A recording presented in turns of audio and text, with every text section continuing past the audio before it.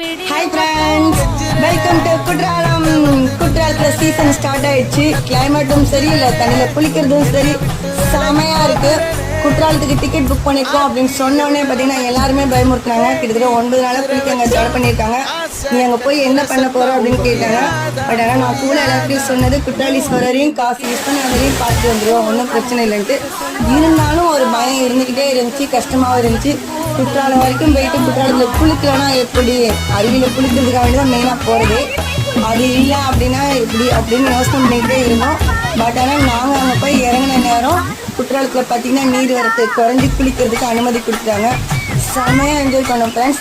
செமையாக இருந்துச்சு. கிட்டத்தட்ட மெயின் அருவிலே பார்த்தீங்கன்னா 6-7 தடவை குளிச்சிருந்தோம். அவ்வளோ சூப்பராக இருந்துச்சு.